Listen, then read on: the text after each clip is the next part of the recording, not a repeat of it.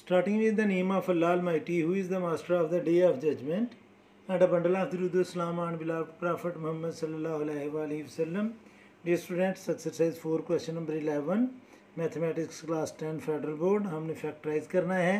अगर आप नोट करें तो इन तीनों टर्म्स में स्टूडेंट्स एक तो आपको 4 कॉमन नज़र आएगा, 428 का भी फैक्टर है, 64 का भी और 60 का भी. फिर एक्स स्क्वायर भी तीनों में आ रहा है और वाई भी तीनों में आ रहा है. तो सबसे पहले हम कॉमन लेंगे 4x स्क्वायर वाई, और जब 28x 4y में से हमने 4x स्क्वायर वाई कॉमन ले लिया तो बाकी बचेगा 7x स्क्वायर, और 64x क्यूब वाई में से जब हमने 4 कॉमन लिया तो बाकी आएगा स्टूडेंट 16x वाई हम कॉमन ले चुके हैं, माइनस 60 में से जब हमने 4 कॉमन लिया तो बाकी 15, और एक्स स्क्वायर और वाई हम कॉमन ले चुके हैं. तो ये स्टूडेंट्स अभी ये क्वाड्रेटिक एक्सप्रेशन बन गया.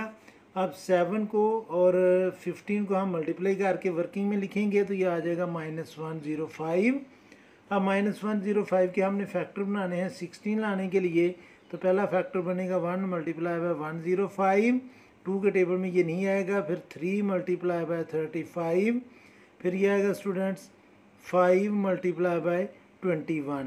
तो 5 को हम ले लेंगे माइनस, क्योंकि एक फैक्टर हमें माइनस चाहिए. जब हमारा प्रोडक्ट नेगेटिव हो तो एक फैक्टर नेगेटिव और एक पॉजिटिव चाहिए होता है. तो स्टूडेंट्स हम 5 को ले लेंगे नेगेटिव और 21 को हम लेंगे पॉजिटिव. तो इन दोनों को मल्टीप्लाई करेंगे तो -105, और इन दोनों को सम अप करेंगे तो 16 आ जाएगा.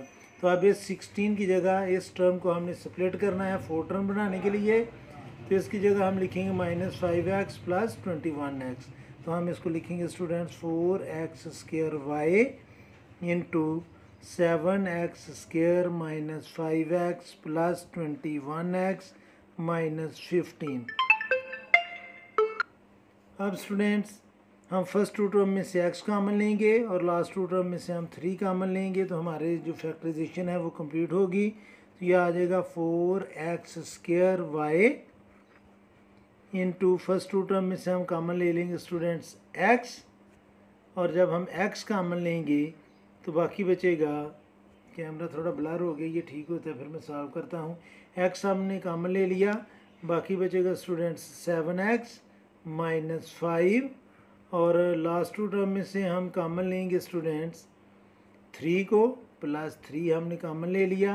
21 में से 3 कॉमन लिया तो बाकी 7, और x भी एज इट इज़ क्योंकि x हमने कॉमन नहीं लिया, और 15 में से 3 कॉमन लिया तो बाकी -5. तो आप देखिए ब्रैकेट में एक जैसे नंबर आ गए हैं तो उनको हम कॉमन ले लेंगे. तो ये आ जाएगा students 4x square y into 7x minus 5 into x plus 3. तो ये स्टूडेंट्स हमने क्वेश्चन नंबर 11 की फैक्टराइजेशन कर ली. उम्मीद है कि आपको इस क्वेश्चन की समझ आ गई होगी. फिर भी अगर कोई कन्फ्यूजन हुई तो आप कमेंट बॉक्स में ज़रूर कमेंट्स कीजिएगा. कोशिश करूँगा कि जल्द से जल्द आपको रिप्लाई करूँ.